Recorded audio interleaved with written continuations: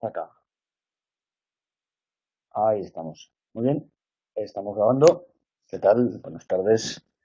Ya tenemos luz. Se nota que va avanzando la estación. Verás que teníamos pendiente en esta clase, que lo sé yo, hablar de lo que nos quedó la semana pasada, que eran algunas de las consecuencias prácticas de la teoría de estratos, prácticas y de altos vuelos teóricos, pero también tenemos pendiente la petición popular de hablar de las mónadas leibnizianas, así que hemos traído al señor Leibniz con nosotros, hola, del pelucón, y yo también tengo pelucón, pero de otro estilo, y yo creo que algo haremos conjuntamente con mónadas y con las cosas que nos quedaban pendientes de la semana pasada. Para empezar, y atendiendo la consulta de las mónadas, la idea de mónada, ya que estamos, es una de esas ideas que a poco que hayáis indagado por ahí en libros de bachillerato, en Wikipedia, donde queráis, constataréis que es una de las ideas más antiguas del pensamiento filosófico y cosmológico en general. Para entendernos, para explicarnos el mundo, podemos empezar pensando que todo arranca a partir del uno o que todo arranca a partir del caos, de lo complejo, de lo mucho. Los filósofos nos dividimos fundamentalmente en dos campos, los partidarios del uno y los partidarios de lo mucho, de lo complejo. Yo, evidentemente, soy de los partidarios de lo complejo, de lo mucho, del caos, del batiburrillo a partir del cual empieza a armarse todo, ¿no?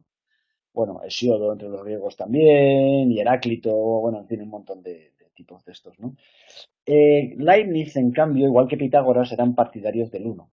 Ellos pensaban que todo empezaba con el uno, bueno, para los pitagóricos, como quizá recordéis del instituto, todo empezaba con el uno, del uno se pasaba al 2, la díada, de la mónada a la díada, de la díada ya empezaban a aparecer ya los numerillos, de los números salían los puntos, de los puntos las líneas, y luego ya las demás criaturillas, los cuatro elementos, en fin, todo el jaleo mental este. Todo esto son maneras de entendernos, de explicar el mundo, de darle bola. Pero Leibniz hace algo bastante más potente. Leibniz en la monadología, que es su tratado sobre mónadas, que es lo último que escribió en vida y es un libro realmente de los más complicados que os podáis echar al caletre, porque son todo como, no sé, como entre aforismos y definiciones lógicas muy densamente encadenadas. Claro, es un libro que trata de cómo está hecho el mundo, y lo resuelve en muy pocas páginas, además. O sea, que realmente tiene que ser un libro del estilo del Tractatus y otros que son realmente muy complejos y muy arduos de abordar. Y sobre todo, sería ingenuo por parte de nuestra pensar que podemos dar cuenta de ese libro en una clase de media hora, ni de Blas. Lo que sí que podemos hacer es dar algunas pistas de por qué en este momento pueda ser relevante. El libro que estaba trabajándome yo, que es de los míos preferidos sobre Leibniz, es de Hans, joder, qué difícil es nombrar esto, de Hans Heinz, no sé, de Hans Heinz Holz, lo voy a escribir aquí el nombre del pavo porque está en castellano el libro y a lo mejor lo encontráis por ahí o lo puedo escanear si alguien tiene muchas ganas de Leibniz. Hans Heinz Holz encontraréis en la red que tiene entrevistas, entrañables entrevistas con Lukács, precisamente, con Lukács, y que hablan de mil cosas, hablan de ontología, y el Holtz este se emociona porque Lukács apreciaba a Leibniz, y dice, hombre, Leibniz, qué bien, porque nadie le hace caso, y yo, Holtz, andaba investigándolo mucho. De hecho, de los pocos marxistas que ha trabajado a Leibniz, desde un punto de vista, si queréis, pues un tanto subversivo, revolucionario. ¿Y cómo aplica esto? Pues de un modo muy claro. Para Leibniz, y es una lectura, insisto, una más de las posibles, para Leibniz las criaturas, eh, en la medida en que son un principio de percepción y un principio de acción, es doble siempre, en Leibniz siempre está la percipio, la percepción y el appetitus, el apetito, o el conatus, en términos de Spinoza también lo usa también. O sea, está lo pasivo y lo activo. Pero esa pasividad y esa actividad son altamente características de las sustancias simples, de las criaturas. De alguna manera lo que Leibniz hace, y por eso creo que aparece mencionado en la República de los Fines, quiero recordar, es que devuelve el principio de acción, el principio de actividad, de autoorganización, si queréis decirle así, a cada una de las criaturas que constituyen sustancias, que constituyen mónadas. Claro, según Holtz, mi marxista este, experto en Leibniz, eso convierte a Dios nada menos que en superfluo. Es decir, ya no queremos a Dios para nada, porque cada una de las criaturas, cada una de las mónadas, constituye un principio de acción y un principio de percepción. una especie de unidad a la hora de percibir y de una unidad a la hora de hacer. Y ambas están estrechamente conectadas. Claro, el enemiguillo filosófico de Leibniz es Descartes, con su dualismo entre los cuerpos y las mentes que van cada uno por su lado. Leibniz intenta volver a juntar eso. La mónada, precisamente, es la unidad simple, en la cual hay una unidad precisamente de lo corpóreo y de lo mental, si quieres llamarle así, no definiendo en esos términos, de lo pasivo y de lo activo, que constituyen la unidad mínima de análisis. Claro, esto en tiempos de la Ilustración, cuando andamos nada menos que inventándonos los pueblos de Europa, los que luego serán los sujetos de las revoluciones burguesas, pues tiene su miga. Y de hecho, hablar de estas unidades de acción, unidades de percepción, en el 1716, cuando publica Leibniz la monadología, que no le hace caso ni el tato. De hecho, Leibniz muere prácticamente en el olvido. A su entierro van 4 gatos. Y, y su obra empieza a ser reivindicada en parte gracias a Kant, que leyó sus principios sobre el entendimiento, y eso ya es muy cerca de la Revolución Francesa, ¿vale? Por eso esa especie de línea, de cosa, ¿de acuerdo? Eh, Quería de alguna manera vincular esta muy breve, necesariamente breve y esquemática explicación sobre las mónadas y su importancia en el contexto nuestro de estética, precisamente a través de lo que nos quedó pendiente la semana pasada. No sé si queréis que abunde un poquito más sobre alguno de los aspectos de la mónada, o más o menos como idea, al menos abstracta, os queda clara. Están callados, están calladas. Si cualquiera diría que hay alguien. Es una idea, que Linares dice, uff, es una idea extremadamente simple, porque una mónada es meramente, significa en griego una unidad. Una teoría de las mónadas es una teoría de las unidades, ¿vale? Lo que quiero que os quede claro es que en Leibniz esta teoría de las unidades es una teoría que de alguna manera plantea que cada mónada, cada unidad, es a su vez un principio de percepción y un principio de acción, y en eso nos empezamos a acercar al ámbito de la estética, ¿verdad? Porque claro, al ser un principio de percepción y un principio de acción es prácticamente lo que una obra de arte podría ser. Si os fijáis tal como construimos la noción de modo de relación, de obra de arte, de poética, la que queráis, estamos acercándonos a eso. Una obra de arte tiene que ver con una manera por así decir, eh, acuñar algo percibido, es decir, de arte, de un óleo hasta una obra de teatro, una novela, es una percepción, es un acto de percepción, pero a su vez es una manera de ver el mundo, es una manera de dar cuenta del mundo. Yo siempre, si os fijáis, hago énfasis en eso, en que desde la estética no solamente sirve para reflejar o representar, sino para organizar la acción. Son los dos puños, ¿verdad? Con el de Daniel Dennett. Hombre, me costaría relacionarlo, Alejandro, deberíamos pensarlo. Yo he trabajado mucho en estéticas evolucionistas, precisamente últimamente. He dirigido un trabajo fin de máster y me costaría relacionarlo, pero lo pensamos, ¿vale? A ver si le vemos algún tipo de relación. En cualquier caso, creo que puede ser útil relacionar ese pequeño acercamiento, insisto, súper precario a la idea de mónada. Volveremos sobre ella, ¿eh? No os preocupéis que iremos entrando más veces. Podría ser útil, incluso lo entenderíamos mejor, retomando lo que dejamos la semana pasada escrito en la pizarra sobre teoría de estratos. ¿Lo estáis viendo? Teníamos los 4 estratos, ya hemos hablado de ellos, ya más o menos los hemos ido usando en algunas cosas, y lo que me quedó pendiente explicaros era que de alguna manera a cada uno de esos estratos le podía corresponder y le debía corresponder una forma de autonomía específica. Es decir, la autonomía no se diría igual, no funcionaría igual en cada una de los 4 estratos. Las categorías se me quedaron pendientes también. Pau. Total, ¿no? Por supuesto, habría categorías especialmente convenientes a cada uno de los estratos, ¿no? Eso sí, sí que no sé, eso no estaba pendiente. De la primera vez que hablamos de estratos, os acordáis que hablamos de hecho de las categorías musicales, del timbre, del ritmo, de la melodía y de la armonía.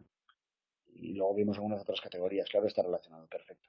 A cada uno de los estratos, efectivamente, cada uno de los estratos convienen, recordad el verbo convenir cuando habléis de categorías, convienen algunas categorías específicas, pero también conviene pensar que a cada uno de los estratos le cuadra un tipo especial de autonomía. Lo explico y lo entenderéis muy fácilmente porque creo que se entiende. Empezando por abajo, por la materia inorgánica, he colocado la noción de automático. automático, palabras así que suenan tanto robótica, en realidad quiere decir que las cosas suceden en el ámbito de lo inorgánico de alguna manera sin intervención de planificación, de voluntad, evidentemente, y sin adaptación tampoco, sin autorregulación, por así decir, sino que las cosas, por ejemplo, si yo cojo el libro de Leibniz, aquí, el libro de Leibniz, y digo libro de Leibniz, te voy a mirar fijamente a los ojos y te voy a pedir, por favor, que te estés quieto. Y cuando yo suelte la mano, que no te caigas.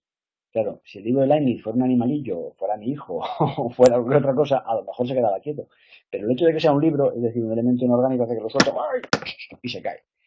Se pliega de alguna manera a sus propias legalidades, en este caso a la gravitación universal, de un modo propiamente automático, ¿verdad? Que no entre, en el que no entre ninguna componenda, ninguna consideración adicional. El libro, pese a mi elocuencia, no se ha dejado adoctrinar, ni se ha dejado convencer y se ha caído.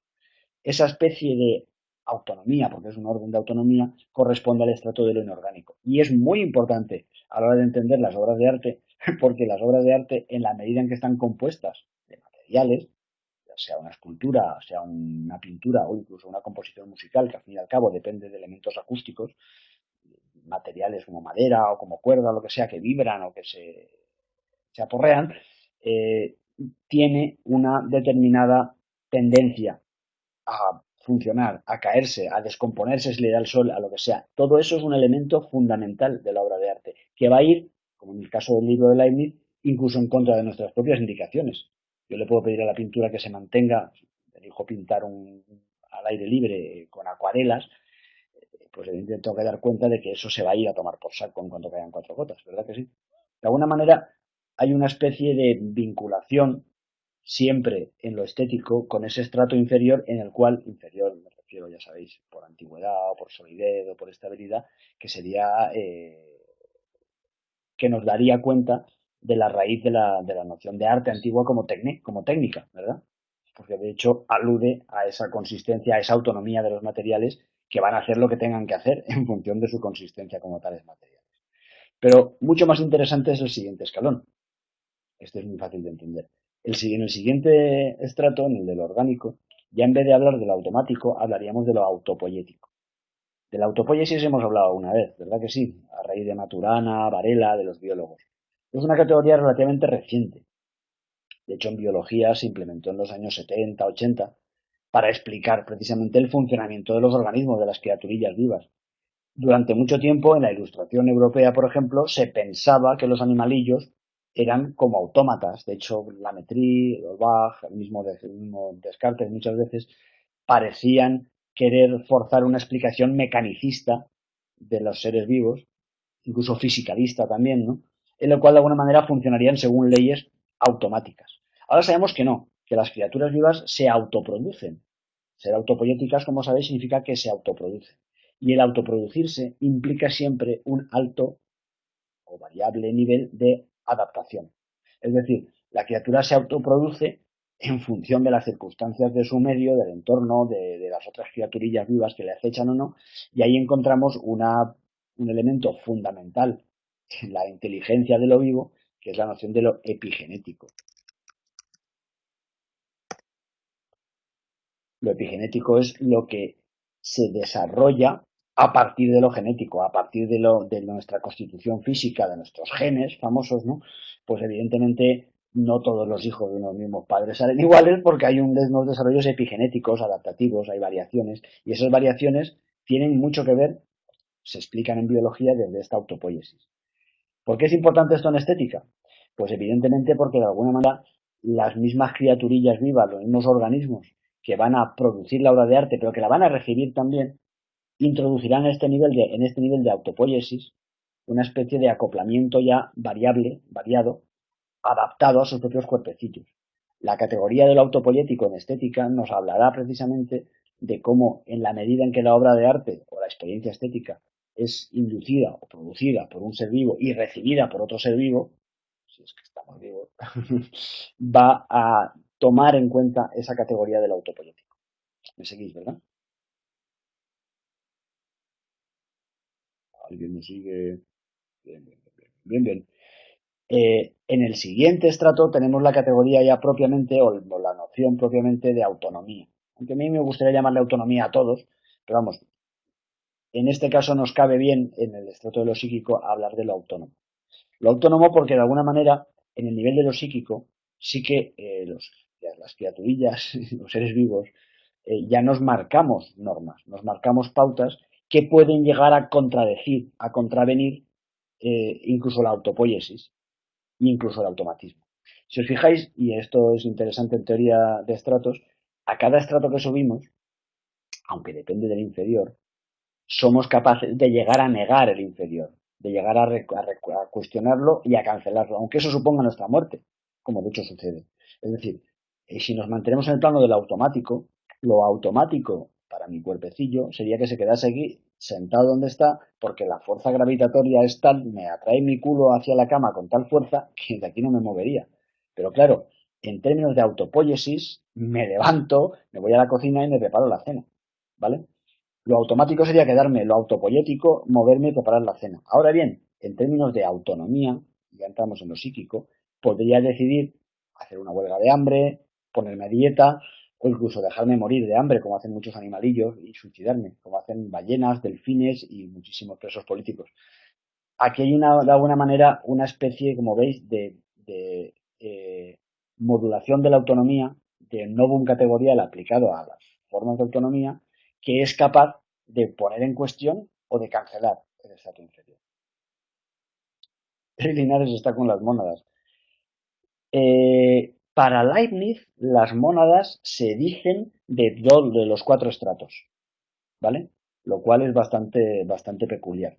Y también ayuda mucho a esa noción ilustrado revolucionaria que cuestiona que la única mónada, porque básicamente para la escolástica medieval o para la filosofía aristotélica, la única mónada era Dios, era el acto perfecto, el acto total, ¿no? Y claro, Leibniz lo que hace es una especie de brutal descentralización de esto, de tal manera que hasta en la materia inorgánica, los planetas, por ejemplo, las estrellas, son mónadas. Son sistemas de acción y percepción, ¿vale? Pero bueno, ya os he dicho que aquí hay tela, así que vamos a ir poco a poco. Vale. Y finalmente, ahora haremos una revisión de todos, ¿eh? Y finalmente, en el estrato de lo social objetivado, lo que nos encontraríamos sería con la noción de lo autotélico. Autotélico tiene en su composición como palabra la raíz autos, lo mismo, y la raíz telos, que significa finalidad. ¿Por qué hemos puesto aquí esto? Porque solamente, camaradas, y esto es importante para no liarnos, solamente en el estrato de lo social objetivado somos capaces de marcarnos fines, es decir, de establecer finalidades que cumplir a largo plazo. Es decir, por ejemplo, en el estrato de lo social objetivado y como forma de autotelia, podemos decir España es un Estado de Derecho y como tal Estado de Derecho todos tenemos derecho a la vivienda. Qué tontería más grande. Eso podemos decirlo en el estrato de lo social objetivado. Podemos, porque claro, España no es más que un cacho de tierra, ¿no? Es un pedazo de superficie no inundada de momento por los mares que la rodean. Pero decir que es un Estado de Derecho, definirla como tal, es una forma de autonomía que solamente puede darse en el estrato de lo social objetivado. Yo como animalillo no puedo poner por escrito que quiero ser, puedo reconocer lo que soy y producirme como tal, que sería lo autotélico. O puedo, en un margen delimitado, ponerme normas, ponerme reglas que de alguna manera cancelen o modifiquen o cuestionen aquello que soy. Pero no puedo hacer una especie de planificación de fines a largo plazo. No en el psíquico, Matilde, porque de alguna manera en el psíquico estamos todavía muy atados. O sea, yo psíquicamente puedo decir España es un Estado de Derecho, pero no tiene mayor consecuencia. ¿Verdad que no?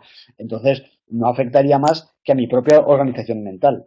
Si yo dijera España es un Estado de Derecho y tenemos derecho a la vivienda, en cuanto lo pongo en una constitución y en cuanto lo comparto, lo objetivo socialmente, ahí está la gracia del estrato social objetivado, entonces sí, que eso tiene una validez, pues una validez legal que hace que si algún político sinvergüenza intenta negarnos el derecho a la vivienda, podamos meterle en el talego, por ejemplo. ¿Verdad? ¿Me entendéis? Aquí tenemos los cuatro estratos con cuatro modulaciones de la autonomía.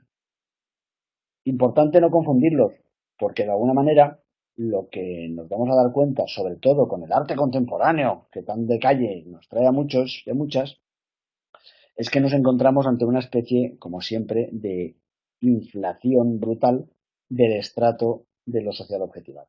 Es decir, toda esta obsesión del arte contemporáneo con definir qué es el arte y qué es una obra de arte y qué no lo es, si la caja de brillo box o del jabón o de las esponjas de Warhol, esta es arte y aquella no es todo una especie de bucle absolutamente alojado en el ámbito del autotélico, si lo pensáis, en el ámbito de la definición de fines, de qué es el arte, para qué sirve, etcétera, ignorando por entero que la obra de arte también está compuesta de elementos psíquicos, orgánicos, inorgánicos, etc.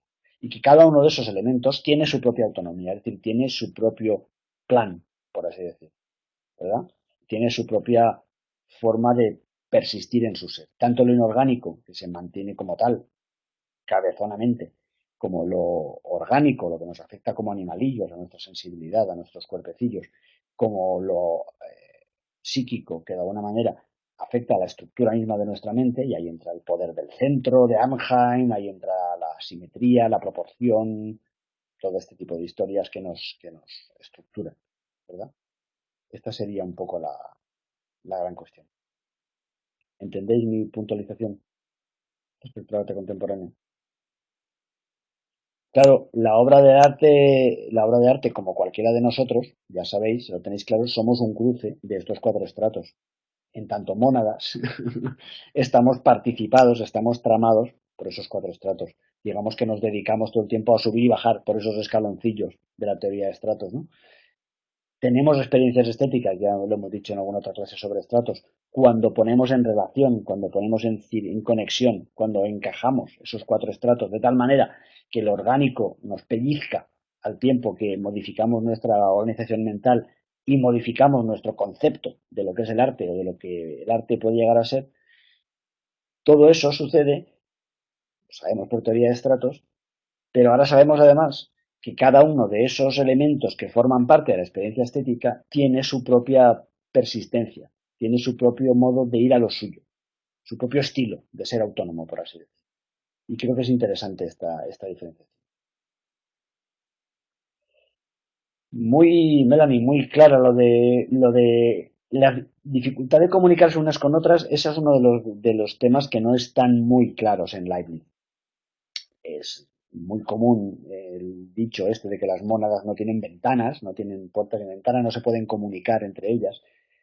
Pero en realidad el decir que no se puedan comunicar en Leibniz muy a menudo va acompañado del creer que de hecho hay una comunicación perfecta. Claro que esa es la idea de la armonía preestablecida en Leibniz, que es una idea a la que no he querido entrar esta noche porque si no se nos va a ir, se nos iba a liar.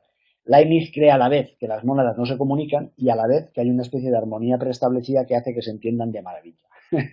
Lo cual es una cerradas y abiertas, efectivamente. Le ha pasado lo mismo, si os fijáis, a los biólogos, a Maturana y Varela, porque ellos hablan de la clausura operacional, que me dirás tú qué es eso más que una mónada sin ventanas. Ellos hablan de los acoplamientos, de las criaturas autopoyéticas, y dice que tienen clausura operacional. Es decir, que les da igual que lo que pasa afuera, de alguna manera, no lo integran en tanto a algo que pasa afuera, sino que lo que hacen es todo el tiempo autoproducirse.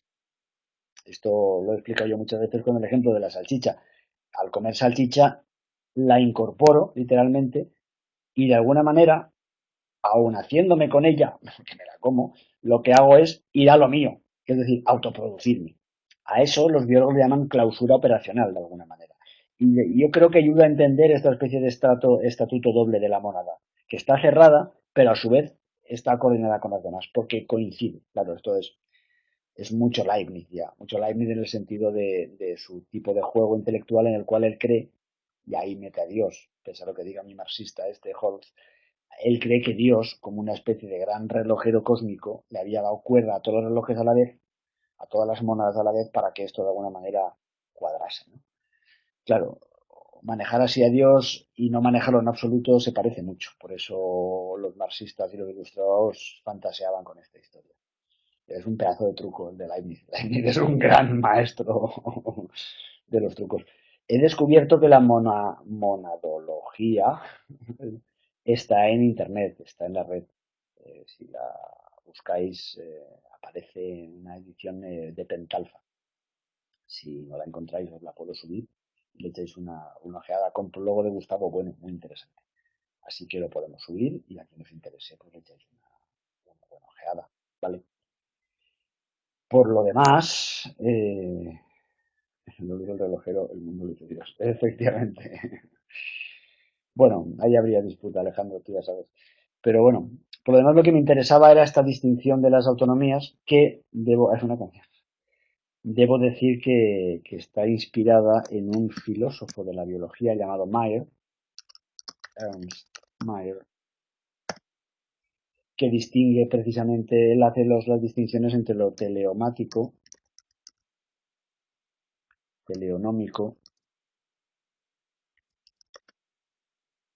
y teleológico. Hay un artículo mío por ahí colgado sobre el Ejército Rojo y Harman y tal que habla de estos tres términos. Pero vamos, para aplicar la teoría de estratos y salirnos de la noción de finalidad, que es la que le preocupaba a Mayer, que al fin y al cabo es biólogo y tiene que jugar con esto de la finalidad todo el tiempo, es por lo que os lo he explicado desde el tema de la autonomía, que me parece que puede ser interesante. Me interesaría que los que apliquéis teoría de estratos a vuestros trabajos, pues que consideréis la presencia de estas cuatro autonomías, de estas cuatro modulaciones de la noción de autonomía en las diferentes obras de arte. Porque, por ejemplo, a veces nos podemos encontrar con que la que sea más determinante, imaginaros que yo soy un artista egipcio y hago una obra para darle vida eterna al faraón. Esa intención sería una autotelia, ¿verdad? Esto que yo hago sirve para darle vida eterna al faraón. Esto sucedería en el ámbito de lo social, de lo social objetivado. Seguramente en la medida en que las creencias religiosas de mi época de egipcio ya han periclitado y han desaparecido, es propiamente muy irrelevante. En cambio, qué importante es que eso que hice, por ejemplo, una pirámide o un sarcófago o lo que fuera, en función de su propia autonomía como material, en su propio automatismo, haya permanecido y esté ahí.